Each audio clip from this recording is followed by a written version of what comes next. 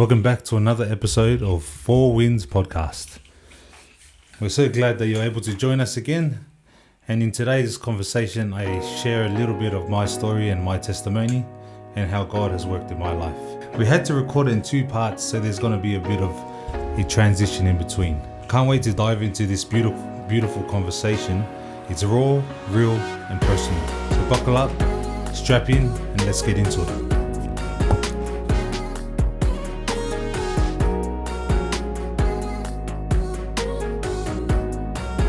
Today we're gonna reverse roles, and Lina's gonna be interviewing me today. Not interviewing, but just asking the questions rather than me. And I'm excited today. I'm gonna share a little bit of my story, a little bit of my testimony, and about my upbringing and what God has done in my life. So I'm actually keen to get into this. We'll just start off with a little get to know you. All right. Okay.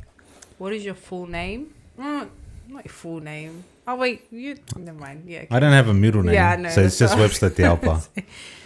Do you have any brothers or sisters? I was lucky enough to grow up with two sets of parents. So with my birth mother, birth father, I have one brother, one sister. And from when I was younger, as you know, I was adopted by my mum's uncle. And auntie, and I call them my mum and dad as well. And I have two older sisters there with them as well. So altogether, 3 sisters and 1 brother. As you can imagine, I was very confused when I met you and you told me this. Yeah, but it's like, and as you know, our family, we always we're a close knit family, and we always do things together, events. Holidays and everything like that. So I'm definitely blessed to have 2 sets of families. Who was someone you looked up to when you were younger? Someone I looked up to when I was younger? Like family member or like someone famous? Both? Probably my dad. Looked up to both of them. But I think they were both good role models for me. They were faithful men, and they were always good examples for me. So I definitely looked up to my dads. You got 2 good dads. Yeah. You know, when I was growing up, like, they're both strong in church, you know what I mean? So on one side of the family, my dad is a head elder, he's a treasurer, he's like, you know, in all the leadership things within the church. And then on the other side, my dad's the pastor, and he's been pastoring there for a long time. And before that, his dad, my grandpa, was a pastor there as well. So you can see the roots like within the church are very strong. And That was pretty cool. Let's just start with you sharing with us a little bit about your upbringing. All right. Like, what was life like growing up? Especially, like, you did mention your father was a pastor, or both. Yeah. So I'm a PK. I'm a PK. For those PKs out there, they'll know what that means, pastor's kid. All PKs know, and even like church members know that PKs, they're actually known for being the most troubled kids within the church. It's funny because they're supposed to be setting the examples, and you know, pastor's kids in a pastor's household, they're supposed to be, you know, the righteous ones and this and that. But I think me and my brother were far from that growing up. It is a blessing, you know, my grandpa being a pastor and my dad being a pastor. But I think the only downfall would probably be all the pressure, you know. There was always a lot of pressure with being a pastor's kid, and we were always reminded to act correctly because people are watching, and you know, they'll start criticizing him because of us. You know, so we were always I think that was something that was a big challenge for us growing up. We're always trying to live up to a certain standard because we're pastors' kids. But when I grew up, I grew up obviously in the Adventist church. Mm-hmm. I grew up in Adventist schools. Mm.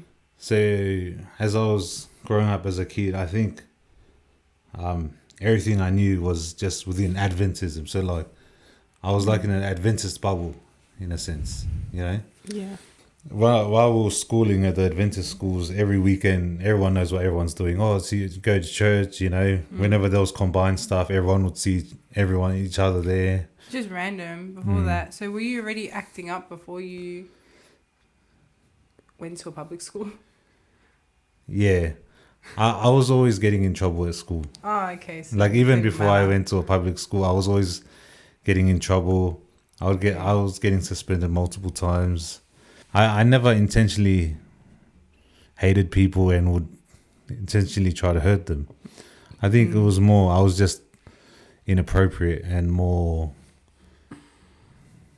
trying to be a class clown at the expense of getting in trouble. Yeah. Something like that. People. Yeah. So yeah, that would probably the kind of trouble I'd get myself into. So at that age, say around year 9, going to Macquarie Fields, what did your what was your view of God at that age, around year 9? It's hard to say that I had a strong relationship with God because I was still a kid. But I think I knew God, you know. We grew up and it's just one of those things where you're at church every week. We are at Adventist schools. You have chapel every week as well. So I always knew about God, but I don't think I had a strong connection yet. So yeah, that was my life up until that time. So it wasn't until we went to the public school that's when we were sort of exposed to outside the Adventist bubble, and then that was just like a whole new story. So tell us. Because yeah, like I was saying, when on the weekends in the Adventist schools, everyone knows, oh yeah, we're going to church, blah blah blah. Happy Sabbath as you're leaving on Friday Arvo. But then at the public school, when it's the weekends, kids are talking about where's the house parties, like what are you doing? Like let's go smoke, let's go drink. And like it was just like a whole new world for me, you know. And then yeah, I started to. It got to a point as I went to year 10. I think that's when I started to get into a bit of trouble. Yeah. Like I started to hang around the wrong crowds. But yeah, it was a stage where I was never going to school, and I would always jump over the fence, catch the train to Liverpool station. That's Liverpool station was the kicker spot, and all the boys used to go there, and we used to hang out at the train station, and then we would it's embarrassing to say now, but we used to we used to call it hustling. But really, you're asking randoms for $2, $5 or whatever, like for money. You're asking people for money, and then like all the boys used to do it together. You know, like, oh, hey, excuse me, boss, do you have a spare $2 for the bus, or you know, spare $5 for the train, or you have any change? And we used to do that. Like, imagine kids walking around at the train station doing this, and we would gather the money enough to get a case of beers or weed or, you know, drugs, and we would go and get the alcohol, then we'll go to the park and get wasted. And that's what it was for like pretty much that whole year. Oh, what, just 1 year? We 10-ish? It was a phase we went through. Yeah. I'd say around year 10, 11. Not and everyone jokes. yeah, and some it was, people go through that phase. Yeah, some people go. No, but this was the thing. Like, we were bad alcoholics. Like, we weren't just sipping. Yeah. We were sculling every bottle. We were like trying to chase that waste, like getting wasted. And this is during school time. Everyone's still in their uniform, and we used to do that constantly. And I reckon during that stage, I'd say I was an alcoholic. Damn. After that, we'll go back to the station, and do it again. Like, So was it for you just the thrill of it? yeah, I reckon it was just the thrill of it, as well as it just, when we were like hanging around all the boys, it just felt like you felt belonging, you know. You felt like you were part of a crew, you were part of a gang, you know. And Sure, I understand. it was just, it's just fun, you know, like just having a good time. And then, like, I remember when we, you know, we're big groups, and then that's when you start to, like, you start thinking, you know, when you get drunk, you start thinking you're tough. You start wanting to start fights, you know, like for no good reason, you know. And I remember, like, we were like, I used to have dramas with boys from the area. And I remember I used to come down with all the boys from Liverpool. I was like, yeah, come with me. They would always follow me, and we would go and go to fights. Like, if I have a one-on-one, I'll call all the boys, and we'll all rock up, you know. And there was this one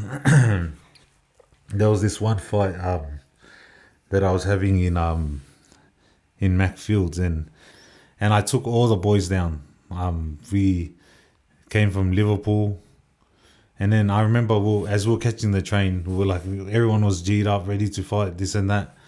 And then as soon as the train doors opened, there was like all these boys, like even workers, like they had high Vs and everything. And we were still in high school. So a lot of boys are still year 9, year 8, year 7, year 10. And so a lot of the boys were scared. They didn't want to jump out of the train. But then me and my brother were like, come on, let's go. So yeah, the boys jumped out. We went, and then we had a go. We had a fight, and then that one went viral. I used to think I was on top of the world. Damn. When you're hanging around with all these boys, and then that, and like you think you can like smash anyone. Yeah, that was that phase I went through. But yeah, so that's what life was looking like for me at that time. You know, getting wasted. Man, alcohol at that age is crazy. Like, I actually didn't know that. When was the turning point from that age? Like, it's just so young. Like, it's just... Yeah, I remember even, I think the turning point, it was actually, it's funny because there's no turning point. I feel like it's a long detour. It's a long curve, you know. Like, I might even think I'm still on that curve right now, you know. Okay. Nah. It's there was no actual turning point. Okay. It was like because when was the first detour? I think the first step was when I went into juvie. My dad, Fine, he when I was going through this phase, right? I would go missing from home. Like would be drinking all day during school day, then drinking till the night time, then I'll be running away. Like I wouldn't come home for nights. And then I remember my dad used to go driving around looking for me. Because we were always at Liverpool Station, and he knew that. He would come park up at Liverpool Station, and we would run away. Like, he would drive around Liverpool, we would be running away from him, like trying to hide. Were you scared, like, of him? Yeah, I was scared of him, but I'm more just like any Islander kid is, you know. They're scared of their dad. I don't know. Scared to get in trouble. Yeah, scared to get in trouble. You know, was he the type to come out and like beat you up? No. He wasn't that type of to give me a hiding or anything like that. I guess I was just more scared. I don't know what it was. Just scared to, like, because he's a pastor, you know what I mean? So I don't know what it was. I wasn't thinking straight at the time, but then I remember even he would just park up at the Liverpool Station and he would sleep there. You know what I mean? So like I used to go missing the whole night, and like I remember the sun would be coming up and he's still there waiting. And like I don't know what I was thinking at the time, but when I think about it now, it's just like it makes me want to cry. You know what I mean? Oh my like, eyes. But actual, you know, and that display of love, and like even though I was doing what I was doing, like my dad being there, I think that's a big reason for why I am the man I am today, you know, because he never gave up on me, and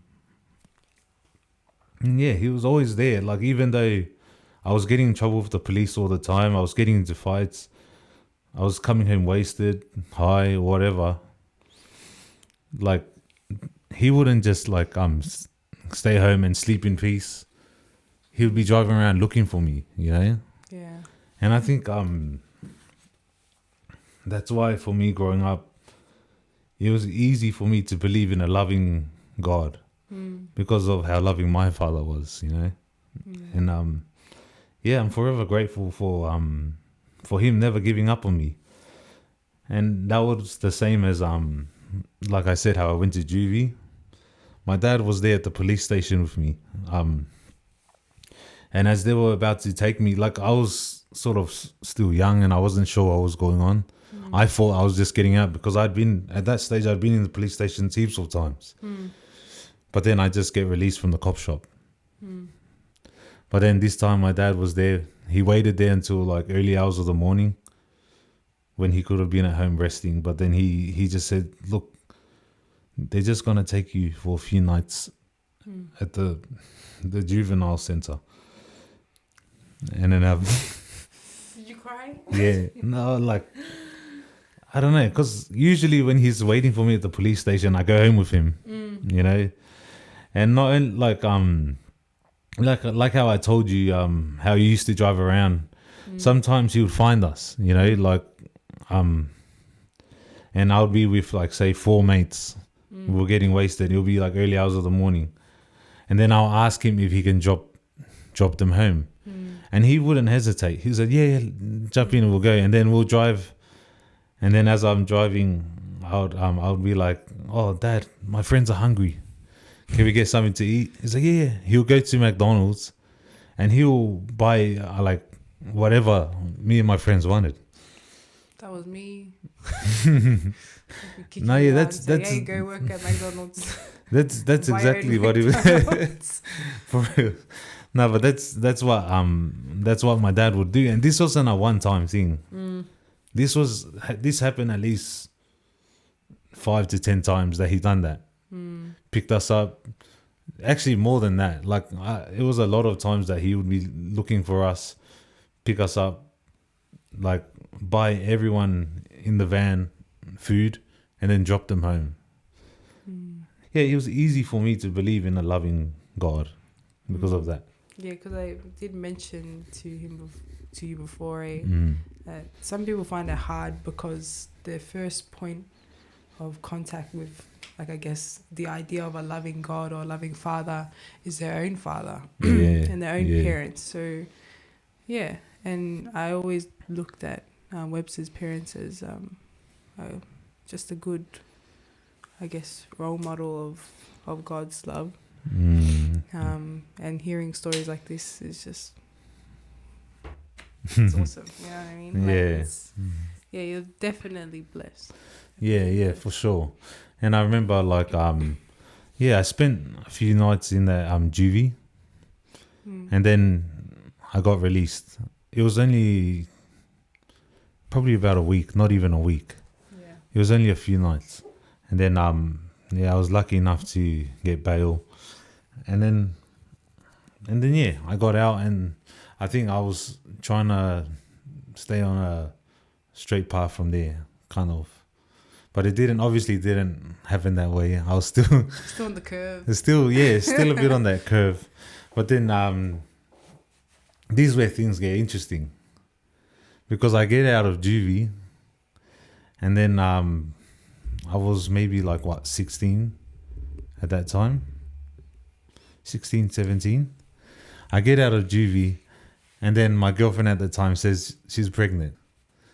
And then that's when I find out I'm going to be a teen dad. You know what I mean? So like, can you imagine like, and it was literally, I think it was the week I got out of juvie. Oh my Or a few days after that, right. I found this out. Yeah. You know? So it's like, first I'm getting through all this trouble. I'm like drowning myself in alcohol and all of this stuff, and then I get locked up in juvie, and then I'm becoming a dad at 16, 17, you know. So yeah, that's why What was I it say, like for you to hear the news at that age?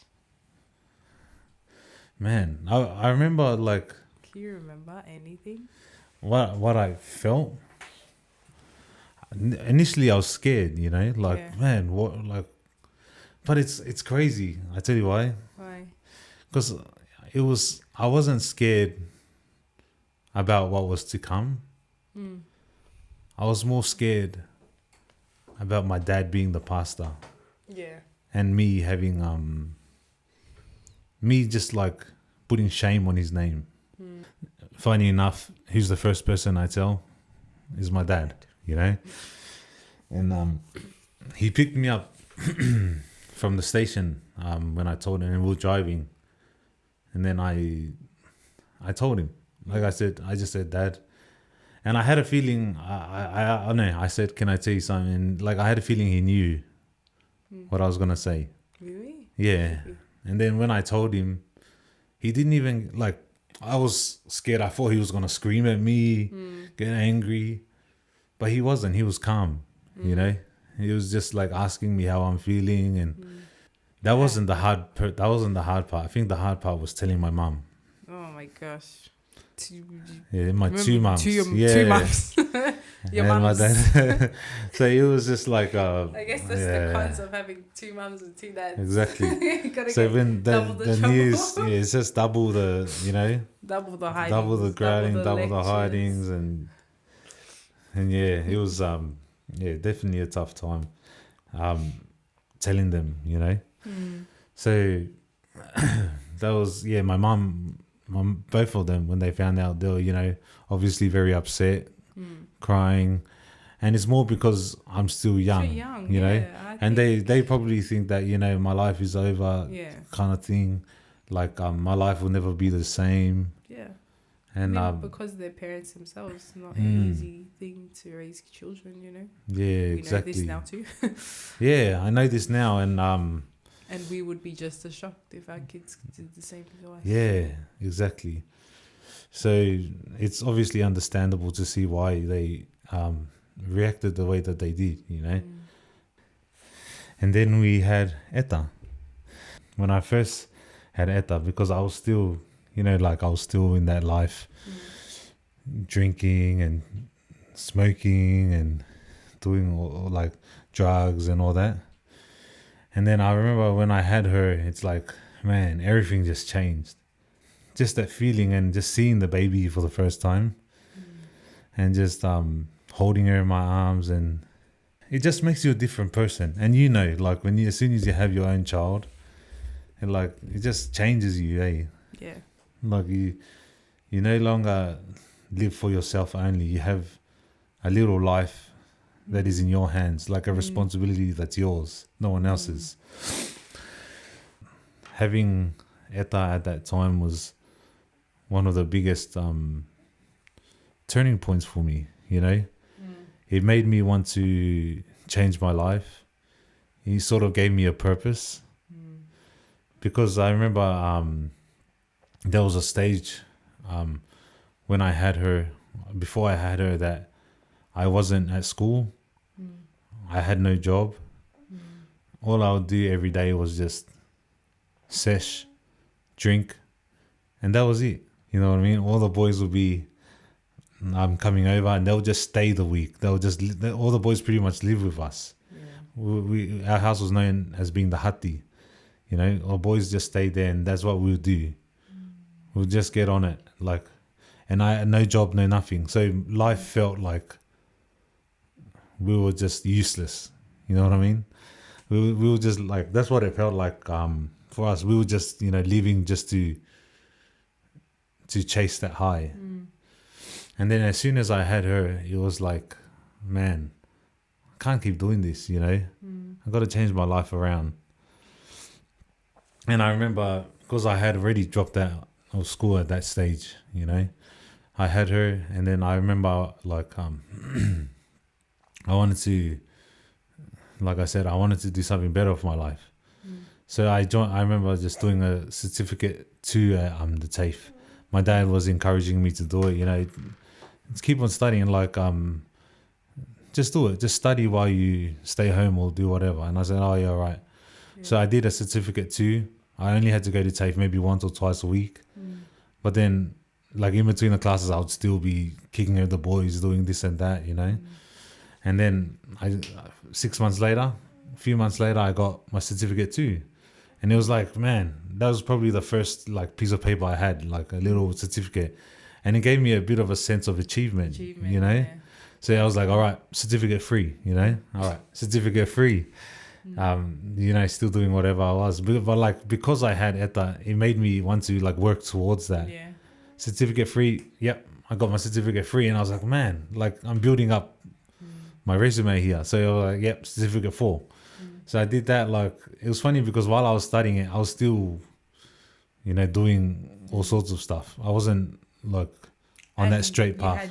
And I had ETA. Yeah. That's what I mean. Like, that's why I said it was like a bit of a long curve. And then I was like, all right, certificate 4, same thing. I finished my certificate 4. And then I got into my diploma. So I was like I was living this life and I had ETA, but I remember I had a reason and a purpose, like I wanted to do this for her. I wanted to, like give her a better life. Yeah. So that's why I was driven to do this. And then eventually I finished my diploma. And then I remember during that time, I was, like I said, I still wasn't on a straight line. I was getting into fights. I was still, going out all the time, partying. A few, maybe weeks later, I got locked up, So I was... How old were you at this time? At this stage, I was maybe 19 or 20. I don't want to get too much into why I got locked up. I had some conditions. Let's just say I had conditions that I breached. It was a crazy time, but that was the lowest point in my life, and the reason why it was because I had a daughter. I had ETA, and I remember that was the first time being away from her. And I remember like the first night being in that cell, and then I was just like, man, my heart just felt sad because I had like, how old was she at that time? She would have been maybe 2, around Eli's age. And it was probably one of the hardest things in my life because, and it wasn't a few nights like it was in juvie. It was a longer stint, I was there at the Silverwater, and then I got moved to Long Bay, where I spent the remaining time there. I'm in jail now. I have a young daughter at home. And I remember because I spent 4 months, I think it was, inside. So I didn't see her for that long. She wasn't allowed to come visit me. It was, it was a difficult time. And I remember just having little pictures of her. I was able to get pictures of her sent to me. And I think I still have these pictures here somewhere as well. Like, it was just, and I remember seeing it and just, like, just boiling my eyes, like just crying. Because, like, I just missed her, Just having a little girl at home and her father not being there. And that was definitely... What did you do inside to pass time? Yeah, it was crazy. Being one day without my it's funny because it's actually quite easy. You get into like a routine. Yeah. Wake up in the morning, like I would but not when you have a kid. Yeah, not when you have a kid, but I'm thinking like if I didn't have kids and I went there, I was like, oh yeah, sweet. I have my life planned out. I have my whole day planned out for me every day. Yeah, I would like, you just, it's hard, but you just gotta get on with it, So I wake up. My usual routine would be I'd wake up, read my devotion, and then do my prayers, and then we'll go out to the yard. We'd always have a training session, and then you just play cards, play 41 with the boys, and then we'll just be training. That training was what took up most of our time. But it was when I was inside, actually, because like I said, that was the lowest point of my life. But that was probably one of the biggest turning points for me, because that's where I started to read the Bible for myself. And I feel like that's probably where I found my I found God for myself. Like I read the Bible for myself, and my celly was Fijian. Chops, he's a crack up dude, because when we got we got really close, and when I got out, because I got out before he did, I went and visit him back there, and then when he got out, we were kicking it and all that, so we were pretty close, Chops. And we would read our Bibles together, because he's Christian. Oh, true. We would always Bible study together. We would have a quiet time in the cell where the TV, radio off, and we'd just be quiet. We're just reading, and we would read a certain passage together. Well, that's solid. Yeah. To have someone in there. So we would be doing our own reading, and then we'll talk to each other about it, discuss it, and it was pretty cool that I had a Christian celly that I was able to journey with, and it definitely built my my relationship with God at that time. It definitely gave me a better understanding of Him. Yeah, because before I got locked up, that was when we were building Four Winds. I spoke. True. Yeah. I spoke about our church. That was when we were building Four Winds. And if you look in the foyer, in the bathrooms upstairs, I was tiling that. Before you got locked up. Yeah, you were before tiling. the weeks leading up to it, I spent most of my nights there tiling it. So we had a contractor for to do the tiles for the bathroom in the kitchen, and then once he completed it, I was laboring with him, so I was doing it on the side, helping him. And then once we completed those, because I had learned what I had learned, we didn't need him for the rest of it. So I tiled the rest of it, the foyer, the stairs, upstairs, and I just remember some nights where the boys would be going out, getting drunk and whatnot, and I would be spending my nights tiling the church, and we were working there for weeks. Sometimes we were working 2 days in a row without sleep in the nighttime, and the reason why is because we had a set opening date for the church, and we were trying to meet that date. Because I was doing so much work in the church, I felt like I was earning God's favor, because I was doing this for the church, saving thousands by doing this, by giving my hours to the church. And I remember, and then when I got locked up, right, I remember questioning God. I'll be praying, like, God, why am I here? I spent. Tiling the church. I was tiling the church, literally. That was my prayer. I was questioning Him, what's going on? I have a daughter, and you put me here. I was questioning God, I was tiling the church non-stop for weeks, and then you put me here. And I remember being angry with God. I was actually angry with God, and then. That was when I first got locked up. So then when I started to do my own study, and like I said, with my celly chops, and then I remember one morning when I was reading the devotion, and it was talking about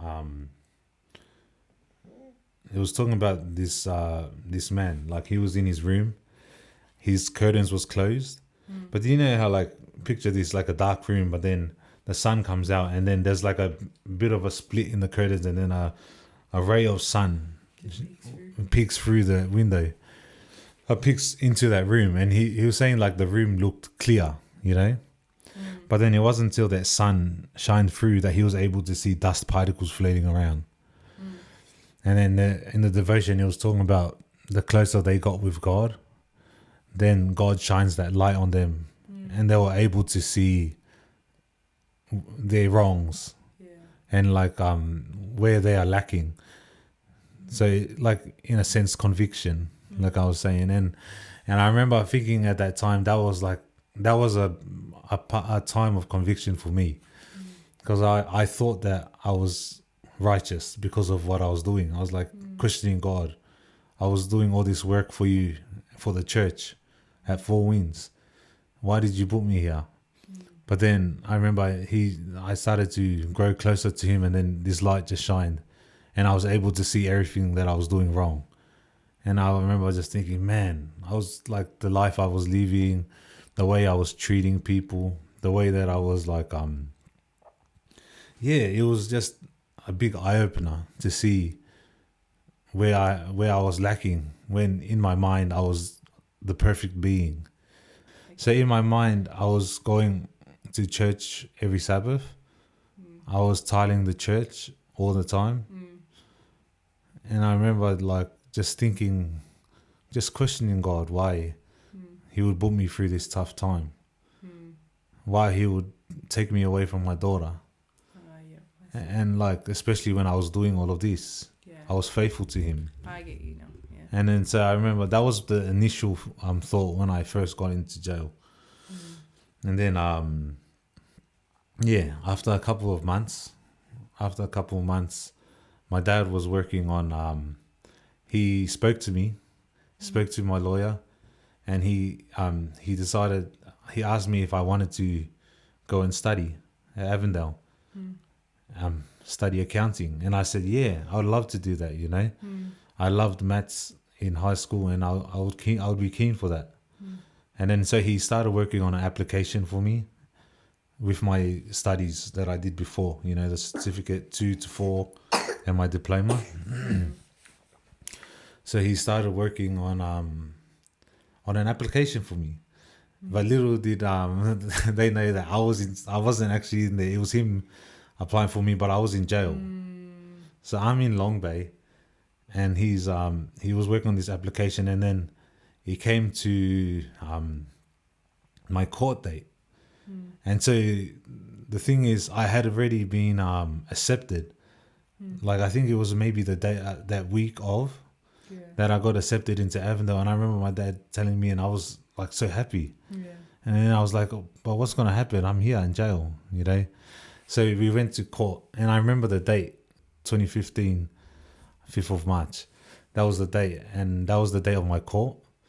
And when they came and they said he's been accepted to go study his degree in accounting, then that was all it took, and I was able to get released from there. Oh, that's awesome. Yeah, so it was crazy because I got released 5th of March, right? And the court, and I remember I didn't even think I was going to get out. Because I had already gone to court a few times before and got knocked back. So I didn't think I was going to get out. And so when I got out, when I was going to court this morning, my cellie was still sleeping. My cellie, who I was close with, and I didn't even wake him up to say bye or anything. Like I thought I would be back. Yeah. I didn't bother saying bye to anyone because I thought I'd be back, you know? So I got released from the court. I got accepted into the school, and then as soon as I walk out of court, we go have a lunch, and then we go straight to Avondale Uni. Yeah. So straight from court, straight to uni. And I remember when we were going into the rooms and, you know, sorting all of the stuff out, just thinking, man, this is crazy. Like one day I'm in jail, and then the same day I'm in uni. Yeah. You can see throughout this time, like, you know, I was questioning God, and I was angry at God. But then when you see what he was doing in my life, like it was crazy. And one verse that always stood out for me, and I always quote the verse to you, is James 1 verse 2 to 3. Consider it pure joy when you go through trials of many kinds, because the testing of your faith produces perseverance. Oh, wait. let perseverance finish its work so that you can be complete, not lacking anything. This verse really resonated with me because that was the toughest period of my life, being away from Eta, being away from my family. Like, I remember just waking up, like I had dreams of waking up and seeing my wall in the hati, you know, all the, like, we had graffiti all over the walls, we had graffiti on the roof. And I remember when I used to wake up, I'd read the same thing on the roof. Yeah. And like, it just gave me, you know, that sense of being at home. Yeah. And I remember when I was in jail, I would be sleeping and I had dreams that I'm at home. Aww. And then when I wake up, I see the same cell ceiling, and then I'd be depressed again. So, like, when I go through that tough time, and then when I hear this verse, it helps me to know that these tough times is gonna produce perseverance. These tough times are gonna help us be complete, and these tough times are gonna help us to not lack anything, and so that we can be more like Christ. So where were we? We finished off. I went from jail. So I got out from jail and I went to Avondale Uni. And I remember just thinking, man, especially with what I just went through, you know, pretty much a street kid, went to jail, teen dad. And then just to say that I'm studying my bachelor's, just my degree, was already a huge achievement for me. For sure. Yeah, so I think that was pretty cool in itself. But that's when my Avondale journey began. I spent 3 years there doing my bachelor's in business accounting. And yeah, it was a pretty cool experience. I obviously had to apply myself, had to study very hard, and I barely scraped through. But I got it done. P's get degrees, you know. It's the saying that they used to say. P's get degrees. P's? P's is for pass. P for pass. Oh, P's. Then you got C for credit, distinction, high distinction, HD. But most of mine were P's. I got a few C's here and there, but I was glad to scrape through. And definitely, it was definitely a push, but I got there. And so I was at Avondale. I finished from there. And then I remember thinking, man, I have a degree now, but like, what am I going to do? Because every time I go for interviews or whatever, one of the first questions they ask is, do you have a criminal record? Yeah, that's true. So having that criminal record, it's like, yes, I have this degree, especially in accounting, when, you know, you are responsible for the money, you're responsible for the funds, and who's going to trust someone with a criminal record, you know? So that was already a roadblock that I had for the next step in my story. So I remember I contacted the business manager at MacArthur and I asked if I'm able to come in once a week, unpaid internship, just to get the experience, you know? So I knew it would be easier for me to get the experience in the church. So in the meantime, I went and applied for my working with children's check. And then I don't think, I mean, you're going to get a lot of viewers who know what you're talking about, MacArthur. Yeah. But for those who don't know. Oh, okay. Sorry. So for those who don't know, MacArthur Adventist College is a Adventist college, Kindi to Year 12, located in Macquarie Fields. So I was able to get that internship there. And yeah, it was a good experience. I got to learn the system, you know, the accounting stuff, and I applied for my working with children's check in the meantime as I was working there, because you need a working with children's check to work at a school. So I applied for that and it got knocked back at first. So I had to reapply again. Why did it get knocked back? Because of your record? Because of my record. True. And most people who have criminal records wouldn't be able to obtain a working with children's check. So I spoke with the business manager. I said, look, this is what's happening. I let him know. And then he said, all right, maybe it'll be better if I just, you know, I won't. I just have a break from the internship until I sort that thing, the working with children's check out. Oh, so you're already doing the internship? Yeah, I was doing the internship because I was already in the process of getting it. Yep. So it was quite a long process to get that working with children's check, but I remember thinking, man, this is gonna hold me back. So then I went and I did containers. I worked in a factory for a little bit. I didn't want to just sit around at home and do nothing, so I went. Anyone who's done containers knows it's not easy work. It's tough, especially in the heat. Yeah. Have you done it before? No. So but I know it's hard like work. Those containers, and it was during the summertime that I was working there most of the time. So you're just unloading things onto the pallet, 40 foot, 20-foot containers, and that's what I was doing in the meantime. And I remember I was also scaffolding with my brother, with Lisha. So one day as we were scaffolding, I got a call. I applied for an accounting job at the conference, the Greater Sydney Conference, which was located at Epping at the time, and it was only a 6 month. It was only a 6 month contract because the lady was on maternity leave, so she wasn't gone for long. She was only gone for the 6 months. So I was super excited because they pretty much just put me there, My sister encouraged me to apply for it.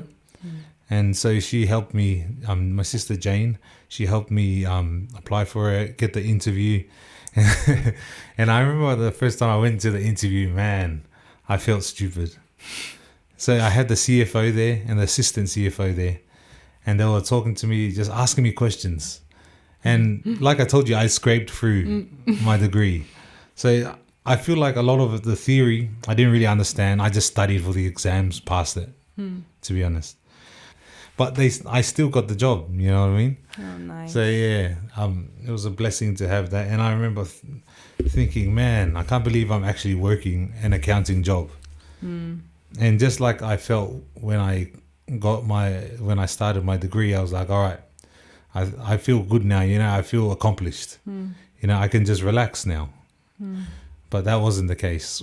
As soon as I started working, man, the workload was tough. Like I had to stay back like long hours, and I still wouldn't get all my work done. I was like far behind. I was struggling to keep up with everything. I was lucky to have a few people in the conference help me out with a few things, but it was really tough. So pretty much that 6 months, I'd say I failed, So when I got to the end of the 6 months, because what was going to happen was the person that was on maternity leave ended up extending her leave. So she stayed away from work for longer. And they were going to offer me something if everything went well. But I obviously was struggling. I probably left a big mess for the next person who came in. They probably had to catch up on a few things. And it was all because I was new to the workforce, to the accounting field. And I was pretty much thrown in the deep end. And I didn't know what to do. Would you say if you went back now that you'd be able to smash out that? Yeah, definitely. Oh, okay. If I was to go back there now, I would be able to handle the workload and all that. But it's because I was fresh out of college, and pretty much what I was doing was payroll. So I was doing the payroll for all the workers within the Greater Sydney Conference. Jeez. Church. I even seen like my dad, all the pastors, everyone on the payroll. So it was pretty tough. But towards the end of my time there at the conference, I received a call from the Working with Children's Check people. Because remember, previously I had been doing the internship, but I had to stop because my Working with Children Check got knocked back. So I previously had to go through a lawyer.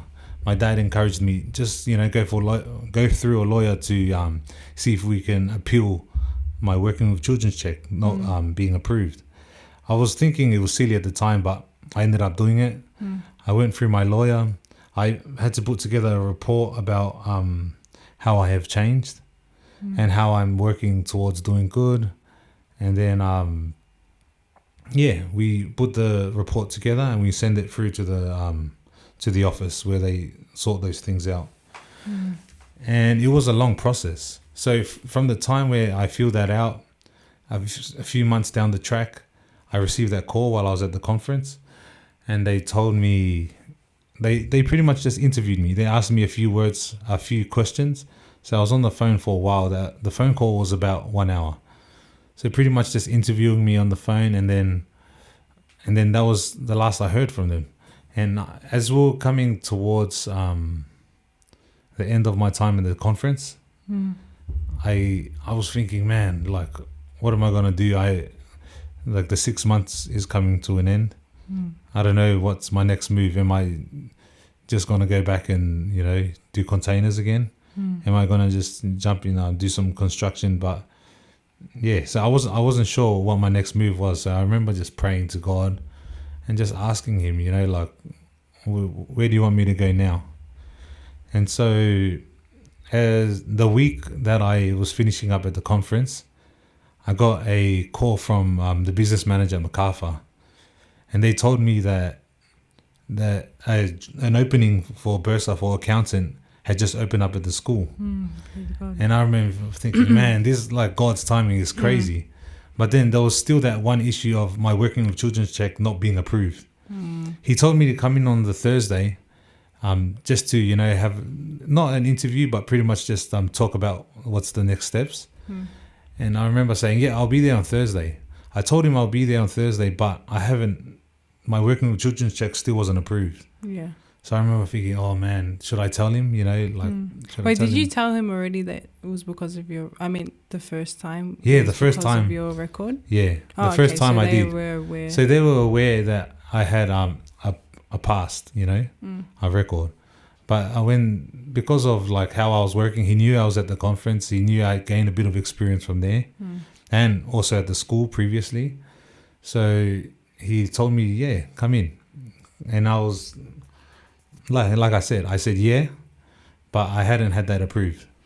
So the interview's on the Thursday, and I remember just the day before, or maybe 2 days before, I got contacted from the guys at the Working with Children's Check office, and they told me that my Working with Children check has been approved. Oh, that's awesome. Yeah, so like literally a day or two. So that's how I knew that was God, That's how I knew that was God leading me. And I remember just like that was definitely God's timing, you know? For sure. It had been a year since I first applied for my Working with Children check. And the time that it gets approved is pretty much a day or two before I'm about to start at the school. So that was probably back in 2019, and I've been at the school since then. So it's been a blessing. It's been crazy, that journey, and just seeing what God had done in my life up until that stage. It made me think, you know what, now I'm gonna, do my best to, in a sense, pay back God. But so after you left jail, you stopped drinking alcohol, obviously, yeah? So when I got out of jail, I was still drinking here and there. Okay. At the school, I was still drinking and doing drugs and all sorts of things. So I was, like I said, I still wasn't clean yet. Like I didn't stop it completely yet. Anyway, 2019, I pretty much stopped drinking from there. Oh, okay. Like, so having that experience with God, like Him giving, like seeing what He had done in my life was enough for me to say, like I'm gonna stop drinking. I'm gonna stop doing all that stuff. Around that time where I stopped drinking, like I would be drinking hard out, going on benders. Like sometimes just a few, like weekends I'll be away. And I'll just neglect all my responsibilities, whether they be at church or with ETA or whatever. So, like, and then at the end of it, like, I would be depressed, I was just going to say that alcohol is a depressant. Yeah. Was there something that was just drawing you to So it was that as well. So like every time I went on that benders around that time, whenever that bender ended and then it was coming towards the end of it, like I started to feel depressed. You know, like man, like I'd be down. Pretty much my whole week would just be like depressing. And that's why and as well as what God had done with, like, you know, getting me out of jail, with the working children's check, with getting this work for me, like that was pretty much God's hands leading me the whole time. And so that was another factor to why I quit drinking, quitting all that stuff. And pretty much I was faithful. I was going to church, you know, I was going to church every Sabbath. I became a deacon. I started helping out a lot with the youth. I remember I was even mopping the church every week. I would be going to church to clean it, you know. So all these things that I was doing. People must have been shocked. Yeah. A lot of people were shocked. A lot of people were like, because of all the criticism I had received growing up, and as I was going through these phases, like I was obviously talked about a lot. But then when they had seen that change, I was coming to church every Sabbath. I was helping out with live streaming. I was helping out cleaning the church all the time. Like everyone was, you know, obviously shocked and proud of me as well, you know. But the funny thing about that time is I was doing all these good things, and it was sort of a bit of self-righteousness, you know, because I was sort of, in a sense, trying to work to gain God's favor, you know. So even though I was doing all these things, there were still parts of me that were feeling guilty because I wasn't doing the right things in other aspects of my life, you know. That's pretty much till when I met you. So that's when I met Lina. Life changed for the better. Yes, my life changed for the better. Nah, but to be honest, that you're like meeting you is a big part of my story. You know what I mean? Because when I had met you, like you'd mentioned in previous episodes, you started to question some of my lifestyle choices. You know, so even though I was doing all these good things, parts of my lifestyle were not at that standard I had been showing. You know, I've kind of been just showing face. You know, I've been sort of just showing everyone that I'm doing good, but really behind closed doors, I'm still like, you know, I'm still not perfect in certain aspects. You know, so obviously I met you, and we started to, we used to talk about our faith, talk about what we believe. You used to question some stuff that I believe, and then, obviously, eventually we got married, you know. We got married, we had Eli. But I remember that time when we first got married, I was trying my best to convert you. I was trying my best to convert you to become Adventist. Yeah. You know? And you had all these questions for me. You started to ask me like about questions about my belief. And to be honest, when you were asking me these questions, I wasn't able to answer them. You know? I didn't know how to answer your questions, so I actually had to study what I believe. For so long of my life, I've been saying, this is true, this is right. Anything else that I hear is wrong. So I had to actually study what I believe so that I could actually answer your questions. And that's how you know, you need to be challenged, right? Yeah, otherwise, exactly. How do you know why you believe the things that you believe? Yeah, for sure. And I think that I know for sure that God put you in my life, because if he didn't put you in my life, I would have just been comfortable living in that, I'd say, lukewarm Christianity. You know, I was lukewarm because I've been doing all the right things, but I was sort of just, you know, it was just routine. It wasn't anything deeper than that. I didn't have any strong, deep connection, you know. So I was doing all the right things, and it became like self-righteousness, you know. And you started to, anyways, when we got married, you started to ask me all these questions, and like I said, I was trying to convert you to become Adventist, and I used to, like, we used to argue about it a lot, because I was trying to force my beliefs on you. I was trying to force you to believe something that I probably didn't even believe, you know. Can I ask the question? Yeah. Why did you want me to be an Adventist so bad? It's because in my mind at that time, I believed that only Seventh-day Adventists would go to heaven. That's actually what I believed. So it's crazy to me because obviously you know the journey that we've been on. That's what I believe because of when I looked into what we believe in and that whole mindset of the Adventists being the only ones that will go to heaven was based off that remnant concept in Revelation. Yeah. It was based off the three angels message. So I started to look into that, and I was trying to drill it into you.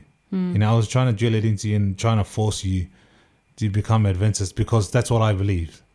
The next part of the story is when we had the youth week of prayer, and Bees came. Bees came, and he was.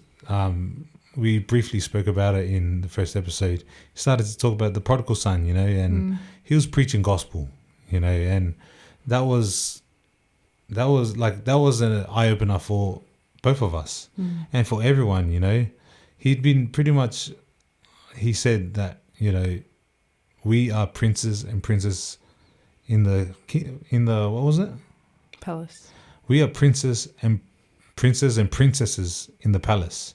We are not slaves in the pig pen. And that was basically another way of saying pretty much you are righteous. You are a saint. You are chosen by God. And another main thing that I got from that week was even though the prodigal son had left, he never lost his identity as a son. He was always son the whole time. And that just reminded me of us, even if we fail, even if we fall short, our identity doesn't change. We are still sons and daughters of God. We are still his children. What did that mean for you at that time? Like what actually changed? Yeah, that's a good question. I think for me at that time, my works, I had to work for my salvation. I had to come to church.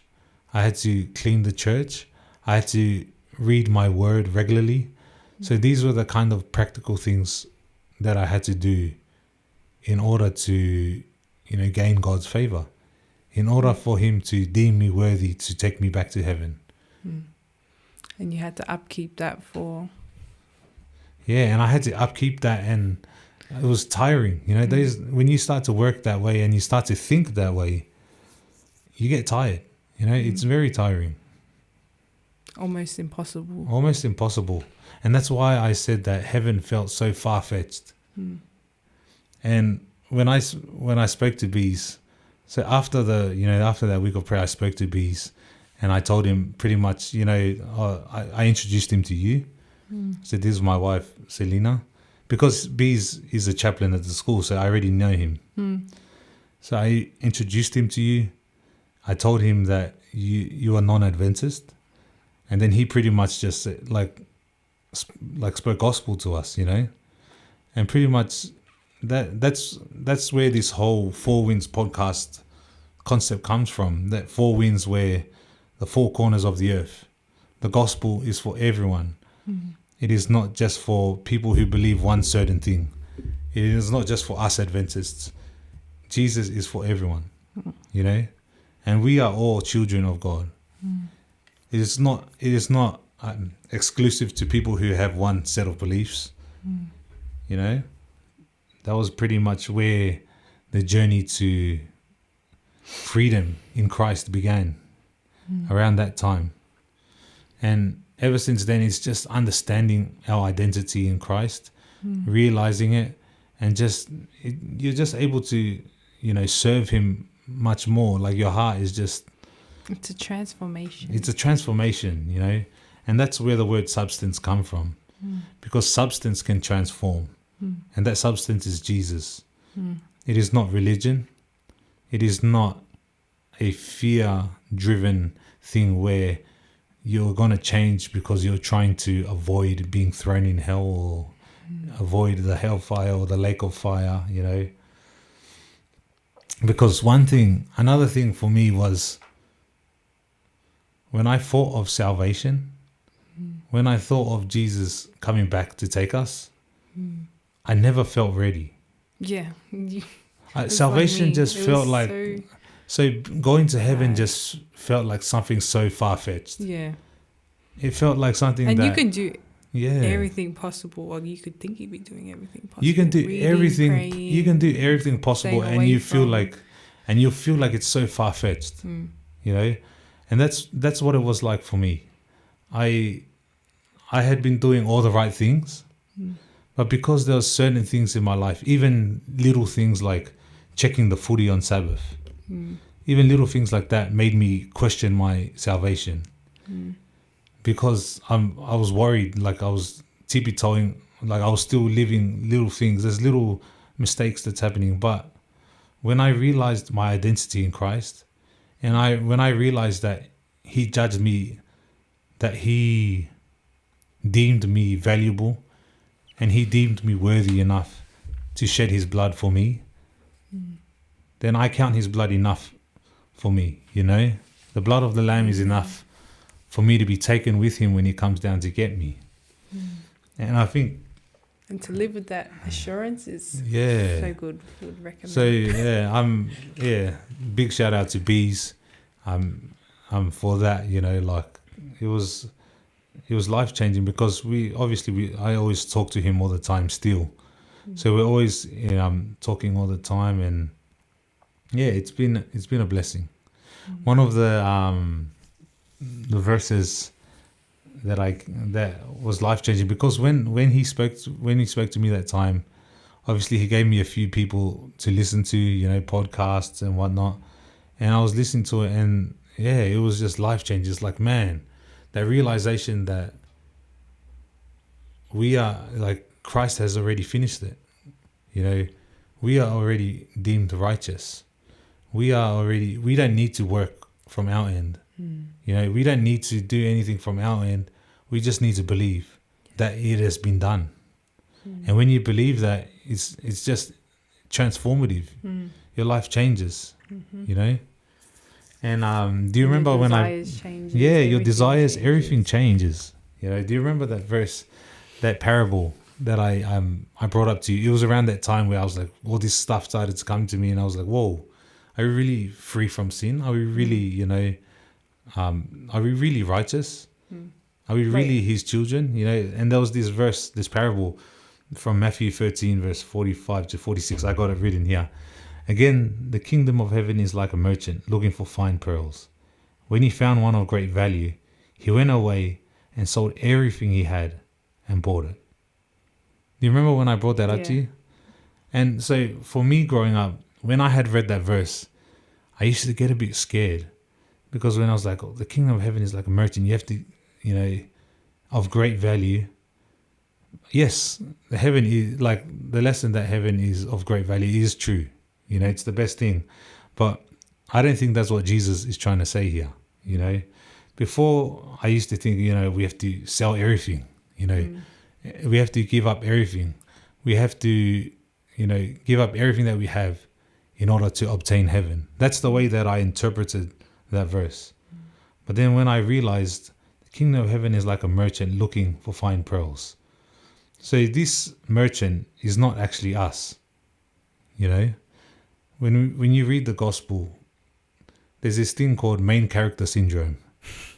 You know, Etta always says, oh, you're not the main character, you know.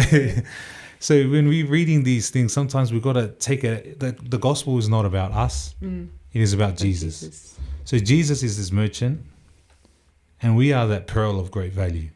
You know what I mean? So when he found that a pearl of great value, he went away and sold everything he had and brought it.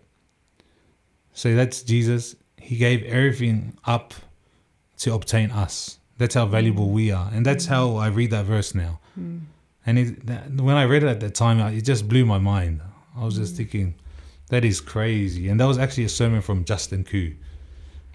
That's where I first, when I read that, and I was just thinking, man, that changed my life, and that made the gospel clearer to me. We were so focused on what we need to do when the focus should be on what Jesus has done. And once you have, and now when you look at the word, you see a lot of your identity now in Christ. Exactly. When you look at these verses, it's changed now. Yeah, like when we do our reading. And I didn't even realize how many times, like, he has called us righteous. He's called us heirs. Yeah. So, just all these. Sometimes when I show people these verses, they trip out. They're like, "What?" It's like you read over them. We've never seen like these verses before. And you just don't believe it to yourself. Exactly. You don't believe it to yourself, I'm going to give you a bit of SDA history here. So in 1888, they had a general conference meeting, and two young men named Wagner and A.T. Jones, they came and they had this message of righteousness by faith. Pretty much this message the gospel that I came across, So pretty much they had this gospel at the beginning, and at the beginning of SDA history, around the beginning, and they brought it to the general conference. They were preaching it, and like everyone was like, yeah, they were happy with it, like this was life changing. There was substance to it, and even Ellen G. White affirmed it. But then the leaders of that time, I think it was Butler was his name at the time, they were against it. They were saying, no, this is cheap grace, this is this and that. But Ellen G. White was saying, no, this is the truth. This is what God has brought to the church. But they rejected it at that time. And then so she wrote a few letters, and some things that she mentions in those letters were, if this righteousness by faith message that Wagner and Jones are bringing, if they had accepted it at that time, Jesus would have come back already, or Jesus would have come earlier. You know what I mean? So Ellen G. White wrote these things. And something that A.T. Jones mentions in one of his writings was that, I mentioned it to you before, so evolution versus creation, So with the evolution mindset, it is that things happen over time, So when God says things like you're righteous, you're holy, you're blameless, these are things that happen over time, but you have to work towards that. Or you're like waiting. Yeah. So are we that time? Are we evolutionary, or do we believe in creation? So when you look at science versus Christianity, where it's evolution versus creation, then he's saying what it is creation. In the beginning of time, God spoke and things happened. Let there be light. There was light, So he's saying that the words of God are powerful. So when God says you are righteous, you are holy, you are blameless, those things happen straight away, just like in creation. So Ellen G. White said that this was the true meaning of the three angels' message when it says to worship the Creator. So worship the person who says, like when he says these, it happens straight away. We are righteous, we are holy. And that comes with faith. That comes when we believe it, It's not something that happens over time that we have to work towards and tire ourselves and still think that we don't have salvation and still think that we don't have it. So that's pretty much how I came to understand my true identity in Christ, and how it's changed my life, changed our life, changed our little family's life, And that's why we started this podcast. Because I feel like that's a message that needs to be shared. Bees was in one of his live streams, he spoke about the 3 R's. So the 3 R's, as Bees mentions, is the kind of relationships we have with God. So the first being reward relationship, the second being a response relationship, and the third being a result relationship.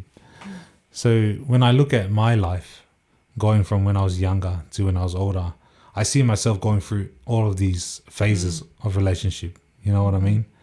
So when I was younger, I had a reward-based relationship. Like I said, I was tiling the church. I was involved in church regularly. I was working tireless hours for the church. So I was trying to gain a reward from God. So that was a reward-based relationship I had at that time. And then after God had done all these things, he took me out of jail. He brought me to uni. He was able to get my working with children checked.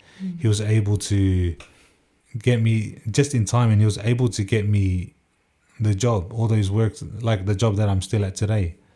So I started to try to repay him. Like I said, all right, thank you, Lord, you've done all this for me. Now I'm going to repay you. So that was my response relationship phase.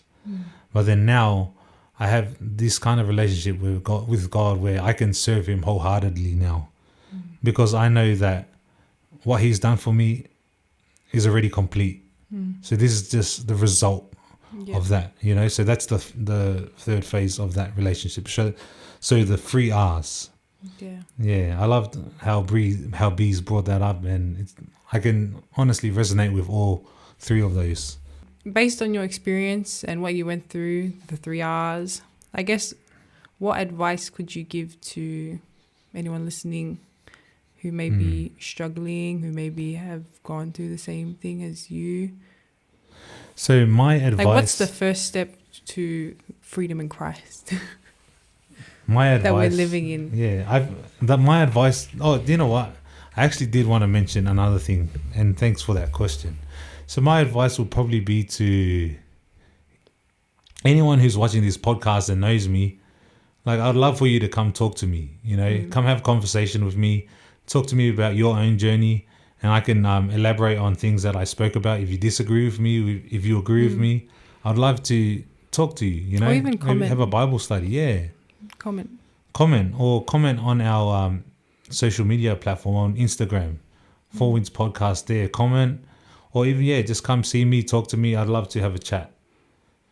And anyways, in regards to your question, my advice would be, when you read your word, it says that you are holy, that you are blameless, and that you are righteous, and that you are deemed worthy for God to die for us.